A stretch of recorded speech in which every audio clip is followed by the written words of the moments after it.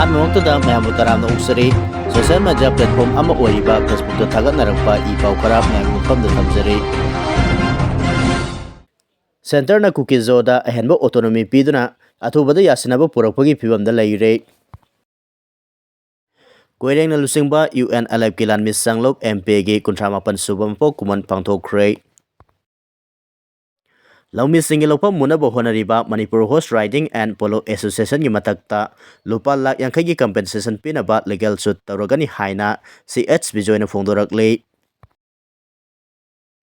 kuki ꯀꯝꯃ꯭ꯌꯨꯅꯤꯇꯤꯁꯤꯡꯅ ꯏꯝꯐꯥꯜꯗ ꯂꯥꯛꯄꯗ ꯂꯩꯉꯥꯛꯅ ꯗꯥꯏꯇ ꯂꯧꯒꯅꯤ, ꯑꯁꯣꯏ ꯑꯉꯥꯝ ꯌꯥꯎꯍꯜꯂꯣꯏ ꯍꯥꯏꯅ chief minister ꯌꯣꯝꯅꯥꯝ ꯈꯦꯝꯆꯥꯅ ꯐꯣꯡꯗꯣꯛꯈ꯭ꯔꯦ꯫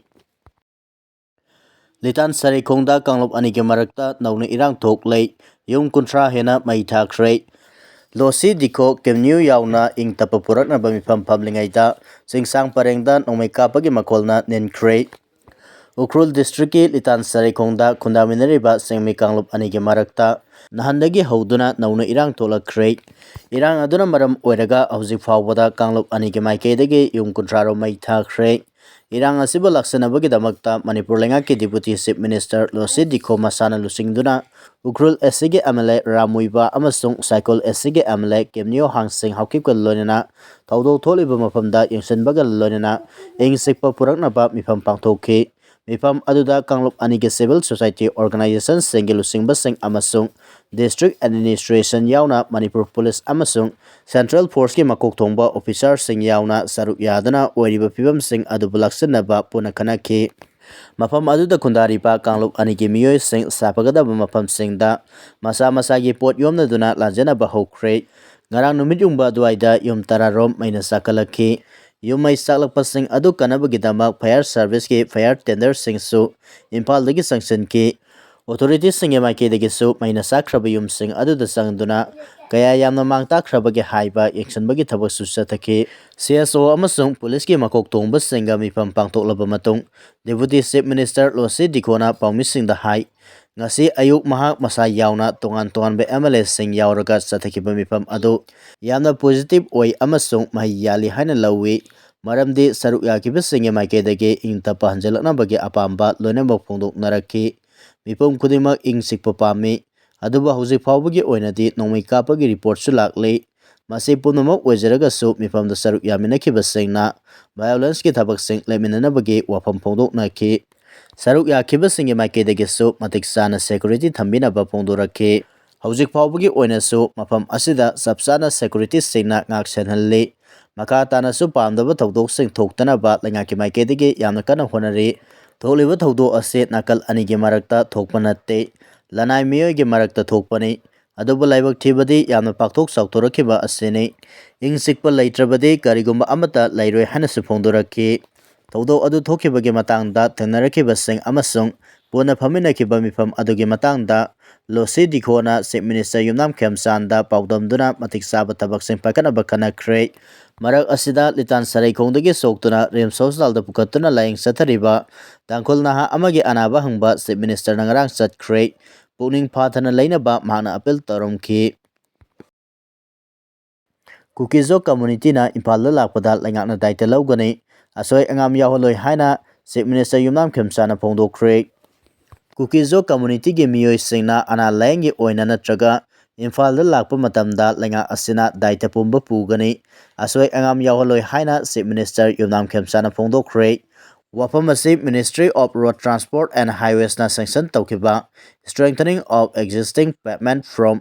0 kilometre to 15.35 kilometre and 30 kilometre to 45 kilometre of NH-137A Imphal Kakching Lamkhai section project flag off ꯇꯧꯕꯒꯤ ꯊꯧꯔꯝꯗ ꯐꯣꯡꯗꯣꯛꯈꯤꯕꯅꯤ꯫ ꯁ꯭ꯇꯦꯠ ꯂꯩꯉꯥꯛꯅ ꯁꯤꯟꯗꯨꯅ chief minister Yumnam Khemchand, cabinet minister Govindas Konthoujam ꯑꯃꯗꯤ KH ꯂꯧꯀꯦꯟ ꯌꯥꯎꯅ BJP ꯃꯅꯤꯄꯨꯔ ꯄ꯭ꯔꯗꯦꯁꯀꯤ president A. Sharda, chief secretary Puneet Kumar Goyal ꯑꯃꯗꯤ ꯇꯣꯉꯥꯟ ꯇꯣꯉꯥꯟꯕ ꯑꯦꯁꯦꯝꯕ꯭ꯂꯤ ꯀꯟꯁꯇꯤꯇ꯭ꯌꯨꯑꯦꯟꯁꯤꯁꯤꯡꯒꯤ MLAꯁꯤꯡ, PWDꯒꯤ ꯆꯤꯐ ꯏꯟꯖꯤꯅꯤꯌꯔꯁꯨ ꯁꯔꯨꯛ ꯌꯥꯗꯨꯅ ꯄꯥꯡꯊꯣꯛꯈꯤꯕ ꯊꯧꯔꯝ ꯑꯗꯨꯗ ꯆꯤꯐ ꯃꯤꯅꯤꯁꯇꯔꯅ ꯃꯈꯥ ꯇꯥꯅ ꯍꯥꯏ ꯊꯥꯂꯣꯟ ꯑꯦꯁꯦꯝꯕ꯭ꯂꯤ ꯀꯟꯁꯇꯤꯇ꯭ꯌꯨꯑꯦꯟꯁꯤꯒꯤ MLA ꯕꯨꯡꯖꯥꯒꯤꯟ ꯕꯥꯜꯇꯦꯒꯤ ꯃꯥꯏꯀꯩꯗꯒꯤ ꯃꯍꯥꯛꯅ ꯆꯤꯐ ꯃꯤꯅꯤꯁꯇꯔ ꯑꯣꯏꯔꯛꯄꯗ ꯍꯔꯥꯎꯕ ꯐꯣꯡꯗꯣꯛꯇꯨꯅ ꯃꯣꯕꯥꯏꯜ ꯐꯣꯟꯒꯤ ꯈꯨꯠꯊꯥꯡꯗ ꯋꯥꯔꯤ ꯁꯥꯅꯔꯕ ꯃꯇꯨꯡ ꯅꯨꯃꯤꯠ ꯑꯗꯨꯒꯤ ꯅꯨꯃꯤꯗꯥꯡ ꯕꯥꯜꯇꯦꯒꯤ ꯍꯛꯆꯥꯡꯒꯤ ꯐꯤꯚꯝ ꯁꯣꯛꯆꯤꯜꯂꯛꯇꯨꯅ ICUꯗ ꯑꯦꯗꯃꯤꯠ ꯇꯧꯔꯦ꯫ Churachandpurda matik chaba layengpham leitabana khudong chadre mateng pangminaba hairakpadagi mahake maikaidagi angama mateng tawraba matung ngarang makha taba layeng chatanaba Delhi-gidamak Baltebu Charter Air Ambulance ta pukhibani loinana Kukizo community singe maraktagi Imphalda lakpa maru oina ana layenga mari lenana amadi Imphalda lakpada madugi daita pumba palibalenga asina pugani makoida asoi angam amata thoaloi haike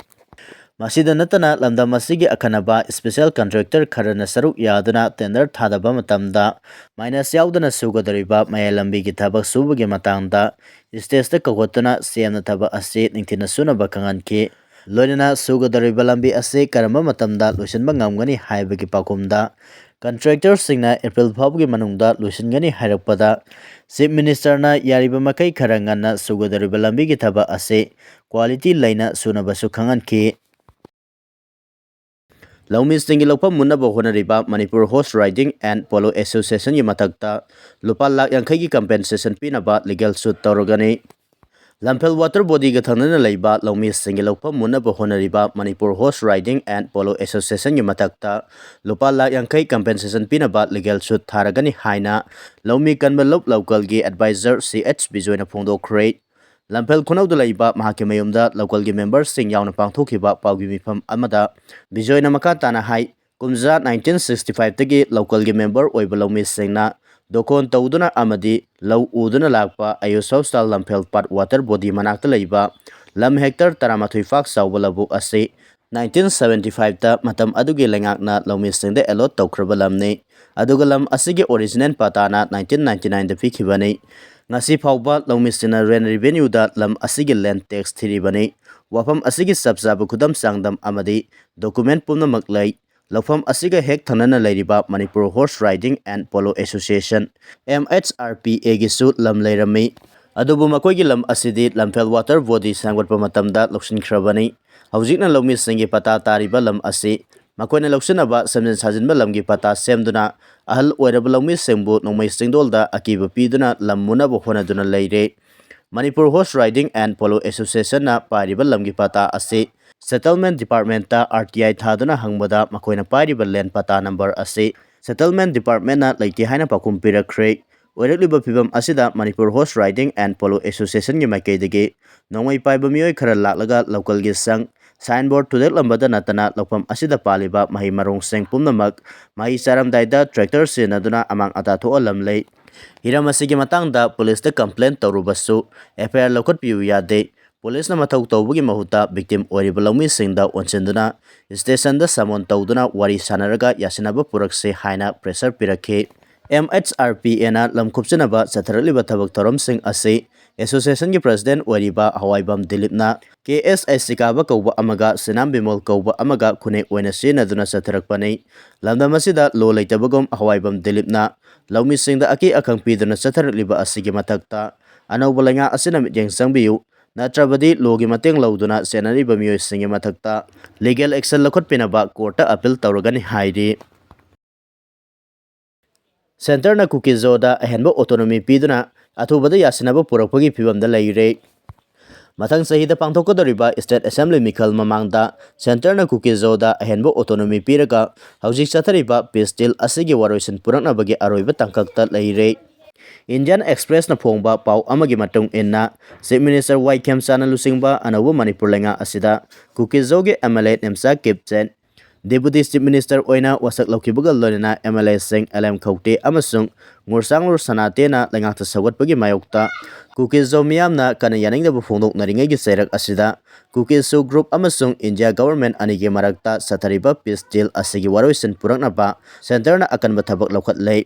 Pawasina makhat taraduna Nagaland da maru oiba tribe nipana khundariba district tarukta ahenba autonomy haibadi Frontier Nagaland Territorial Authority FNTA pinabagi matangda Center Government amasung Eastern Nagaland People's Organization ENPO anigi marakta mamang sayolda sign tawrakiba aduga iroinana Kukizo Pistol asisu sab manana Lucianaba Center na thabak laukalakli awangba thaki pawilikun amana phongdorakpagi bantung inna Center amasung Kukizo anigi marakta sathariba tel ase Constitution gi Article 371C amend tauba natraga Hill Tribes singda anobo autonomy piba ani asige manungda yasinaba purakani ahenba authority piba haibasida legislative tagi hauraga administrative amasung financial power piduna masana administer tauzabagi ayabani hairiba asi kuki zomiyamna union territory amasemduna makoigi oiba tokhaiba lenga ama lehanba haiba adugi manung kharadi salli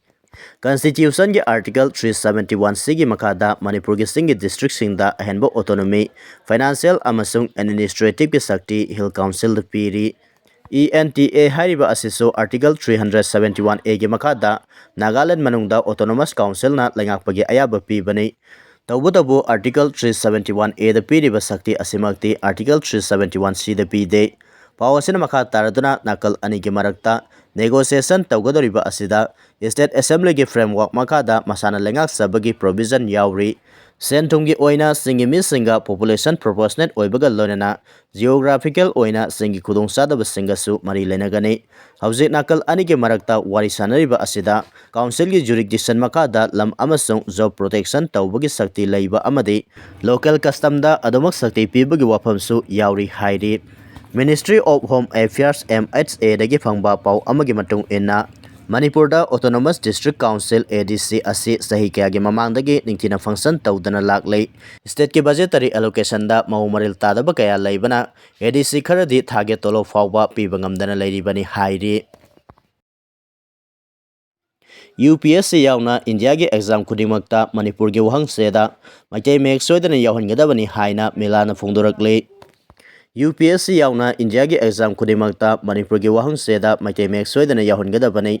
loina exam sing asigi form amadi question sing Manipuri lon irakpada sungsoi soidana maitei mek happy gadabani haina maitei irol iek loina selol apon balop milal kanglaifana phongdorakle milal na thadorok paserol amada milal na ngasi phawba lon amadi mayek asibu mapung phana sakot anaba honaduna lakle haukiba kumja 2005 ta matamdugi lengak taknaduna lakhibaga loina akanba khongjang kaya milal amadi desamna sangsinduna lakraba matungda 2005 ki May 19 da Manipur lengak ka yanaba puraktuna kumja 2006 tagi lamdamsigi mahiloisang singda class 1 amasung 2 da tamba hauduna ngasidi master gi thak phawba yauduna PhD tawnakre aduba laibak thibadi Manipur lengak amadi India lengakna lol amadi mayek sakot hanaba akhanaba thaurang amata ngasi phawba lakwatri masigi manung sana handak pangthokiba Central Teachers Eligibility Test CTET gi form amadi question singda Manipuri lonbu Bengali mayek khak yauduna maitai mek hablaktaba haibasi laibak thibani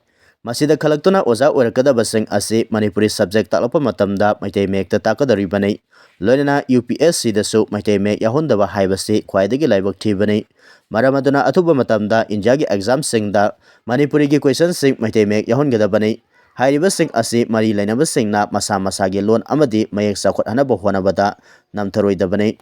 Amaromda ngarang UPSC exam gi Manipuri question paper singi wahangseda maitei me yahonaba Rajya Sabha gi MP ningthosana zawal laisembana parliament ta pukhat kibabu milal gi maikei dagi thagat performdoraklei India lengakna thabak to onthorakpara haiba yengkigani lon amadi mayek sakot anaba milalna sangsilakpa matamda kanagomba amataga yasinaba tawroi milalna lon mayek sakot anaba sangsilakpa khongjangda India lengak amadi state lengakna namtanaba honaraklabadi lengaki matakta khongjang sangsilakpa yai hairakle